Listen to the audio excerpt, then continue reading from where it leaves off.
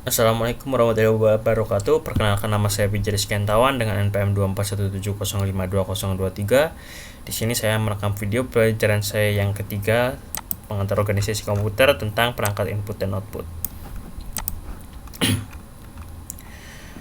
Sistem komputer memiliki tiga komponen utama, yaitu CPU, memori, ada primer dan sekunder, dan peralatan masukan atau keluaran seperti printer, monitor, keyboard, mouse, dan modem. Beberapa bab sebelumnya telah membahas CPU dan memori. Sekarang akan kita jelaskan tentang peralatan dan modul input-output pada bab ini. Input-output merupakan peralatan antarmuka atau interface bagi sistem bus atau switch sentral dan mengontrol satu atau lebih perangkat periferal. Modul input-output tidak hanya sekedar modul penghubung, tapi sebagai piranti yang berisi logika dalam melakukan fungsi komunikasi antara periferal dan bus komputer. Ada beberapa alasan kenapa piranti-piranti tidak langsung dihubungkan dengan bus sistem komputer, yaitu adanya bervariasinya metode operasi piranti periferal sehingga tidak praktis apabila sistem komputer harus menangani berbagai macam sistem operasi piranti periferal tersebut. Kecepatan transfer data piranti periferal umumnya lebih lambat daripada laju transfer data pada CPU maupun memori. Format data dan panjang data pada piranti periferal seringkali berbeda dengan CPU, sehingga perlu modul untuk menselaraskannya. Dari beberapa alasan di atas, modul input-output memiliki dua buah fungsi utama, yaitu satu, sebagai piranti antarmuka ke CPU dan memori melalui bus sistem. Dua, sebagai piranti antarmuka dengan peralatan periferal lainnya dengan menggunakan link data tertentu. Sistem masukan dan keluaran komputer. Bagaimana model input-output dapat menjalankan tugasnya, yaitu menjabati CPU dan memori dengan dunia luar merupakan hal yang penting untuk kita. Address line, bus system, data system, control line, modul input-output, dan periferal lain. Fungsi modul input-output. Modul input-output adalah suatu komponen dalam sistem komputer yang bertanggung jawab atas pengontrolan sebuah perangkat luar atau lebih, dan bertanggung jawab pula dalam pertukaran data antara perangkat luar tersebut dengan memori utama ataupun register-register CPU. Dalam mewujudkan hal ini, diperlukan antarmuka internal dengan komputer, CPU, dan memori utama, dan antarmuka dengan perangkat-perangkat eksternalnya untuk menjalankan fungsi-fungsi pengontrolan. Fungsi dalam menjalankan tugas bagi modul input-output dapat dibagi menjadi beberapa kategori, yaitu kontrol dan perwaktuan, komunikasi CPU, komunikasi perangkat eksternal, pembufferan data, deteksi kesalahan. Fungsi kontrol dan pewaktuan kontrol dan timing merupakan hal penting untuk mensinkronisasi kerja masing-masing komponen penyusun komputer. Dalam sekali waktu, CPU berkomunikasi dengan satu atau lebih perangkat dengan pola tidak menentu dan kecepatan transfer komunikasi data yang beragam, baik dengan perangkat sentral register, memori utama, memori sekunder, perangkat seri, proses tersebut bisa dijalankan apabila fungsi kontrol dan perwaktuan secara keseluruhan. Contohnya, kontrol pemindahan data berikut.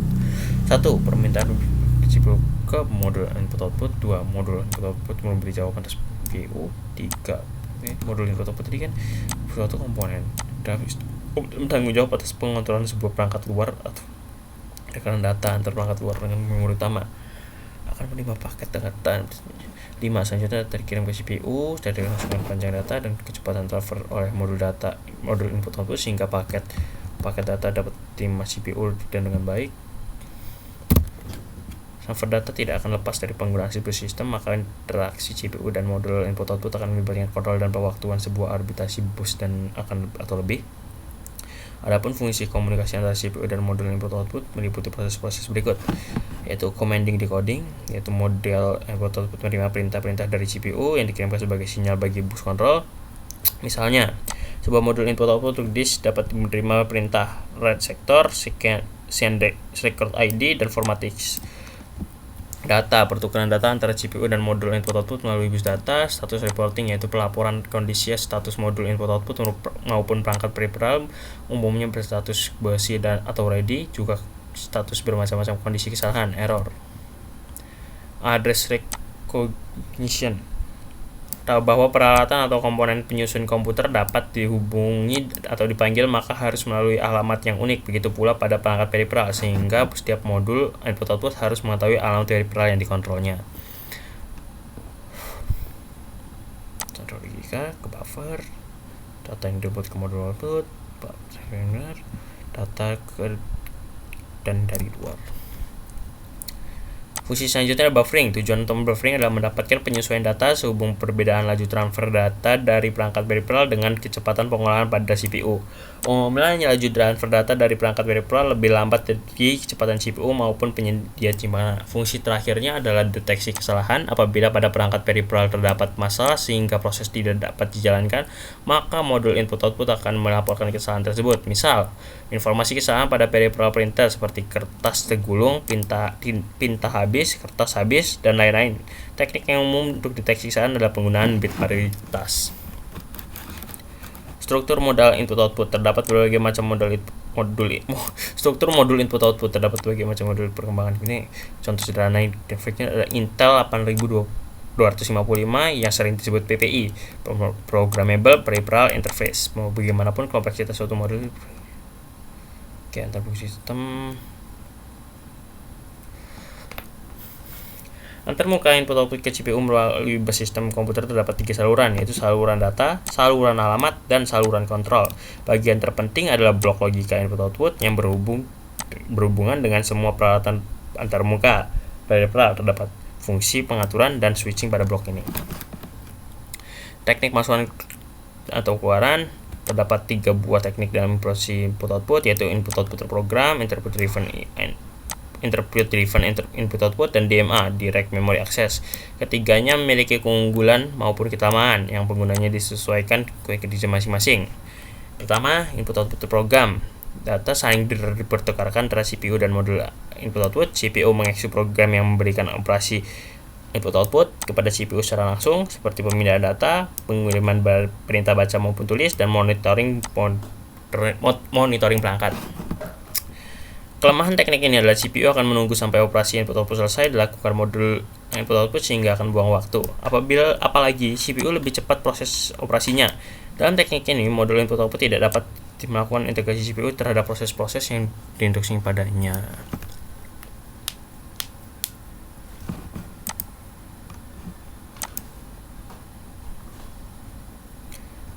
4 ya sesuai perintah input-outputnya, yaitu perintah kontrol, perintah yang digunakan untuk merawat peripheral dan beri tugas yang berikutnya, perintah tes digunakan untuk menguji hasil menguji, read itu pasti membaca, proses ambil suatu paket perintah pada modul input untuk mengambil suatu paket data kemudian menaruh dalam buffer internal. Proses selanjutnya paket data dikirim melalui sinkronis maupun kecepatan. Write bagian dari read, CPU memerintahkan modul data untuk mengambil data dari bus data untuk diberikan pada peripheral untuk tujuan data tertentu. Read itu menaruh ke dalam buffer internal. Proses selanjutnya dikirim melalui bus data strategi.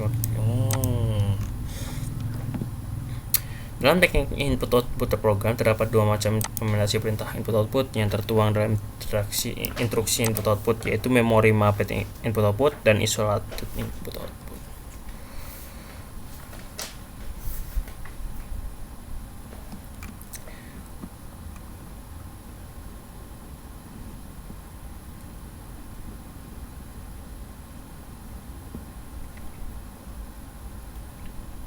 Efisien dan aman dan banyak memori, sedikit instruksi input-outputnya. Yang kedua, interrupt driven input-output memungkinkan proses tidak membuang-buang waktu. Prosesnya adalah CPU mengeluarkan perintah input-output pada modul input-output bersamaan perintah input-output dijalankan modul input-output, maka CPU akan melakukan eksekusi perintah lainnya. Apabila modul input-output telah selesai menjalankan instruksi yang diberikan padanya, akan melakukan interupsi CPU bahwa tugasnya telah selesai. Dalam teknik ini, kendali perintah masih menjadi tanggung jawab CPU, baik pengambilan perintah dari memori maupun pelaksanaan isi perintah tersebut.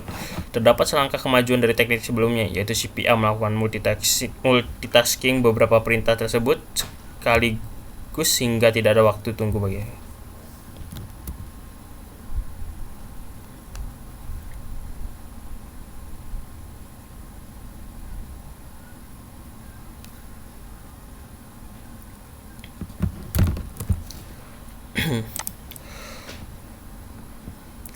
Cara kerja teknik interupsi di sisi modul input output adalah modul input output menerima perintah, misal read.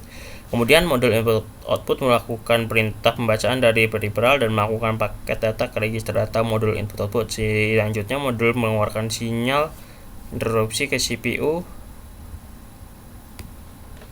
melalui saluran kontrol. Kemudian modul menunggu datanya diminta CPU saat permintaan terjadi. Modul meletakkan data pada bus data dan modul siap menerima perintah selanjutnya.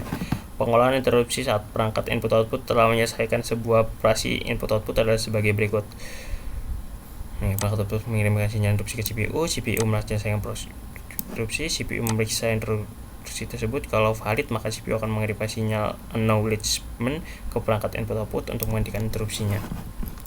CPU memeriksakan pengenalan transfer ke rutin interupsi. Hal yang dilakukan adalah menyimpan informasi dalam yang diperlukan untuk menjadi operasi yang lebih lanjut dijalankan dan interupsi informasi. Kemudian CPU akan menyimpan PC eksekusi sebelum interupsi ke stok pengontrol bersama informasi PSW. Selanjutnya PC akan penanganan. Selanjutnya CPU memproses interupsi sampai selesai. Apabila pengelolaan interupsi selesai, CPU akan memanggil kembali informasi yang telah disimpan pada stok pengontrol untuk meneruskan operasi sebelum interupsi. Terdapat berbagai macam teknik yang digunakan CPU dalam interupsi ini. Multiple linear, overflow, testing chain, up distribution.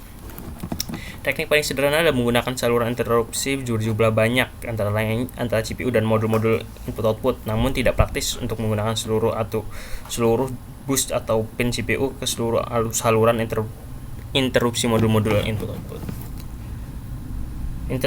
Alternatif lainnya adalah menggunakan software pool. Teknik yang lebih efisien itu menggunakan daisy chain, dan tekniknya ada teknik arbitrasi bus yang lainnya ya. Yang keempat bisa menggunakan teknik ini yang untuk apabila CPU-nya masih adanya interupsi, dan ini untuk yang lebih efisien.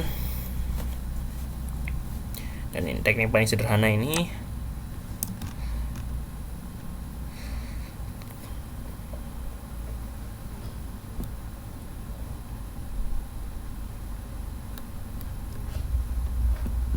Metode interupsi yang dimungkinkan terjadi fully nested, permintaan interupsi dimungkinkan rotating, special max. Ini input outputnya. Oke, yang ketiga, buat perangkat eksternal. Mesin komputer akan memiliki nilai apabila berinteraksi dengan dunia. Bagaimana kita? Perangkat eksternal atau lebih umum sebagai peripheral. Perangkat eksternal atau lebih umum disebut peripheral tersambung dalam sistem CPU melalui perangkat pengendalinya, yaitu modul input output seperti telah dijelaskan sebelumnya. Lihat gambar 6.2 tadi ya. Perangkat eksternal diklasifikasikan menjadi 3 kategori, yaitu human readable, yaitu perangkat yang berhubungan dengan manusia, yaitu kayak penggunaan komputer, yaitu monitor, keyboard, mouse, printer, joystick, dan HDMI drive. Machine readable biasanya berupa modul sensor dan touch sensor untuk monitoring kontrol suatu peralatan atau sistem, dan communication, yaitu perangkat yang berhubung dengan komunikasi jarak jauh, misalnya NIC dan modem. Pengertian juga bisa disebutkan arah datanya, yaitu perangkat output, perangkat input, dan kombinasi output input. Contoh perangkat output: monitor, proyektor, printer. Perangkat input: keyboard, mouse, joystick, scanner, Mac reader, barcode reader. Oke, sekian video pembelajaran saya yang ketiga ini. Saya akhiri. Wassalamualaikum warahmatullahi wabarakatuh.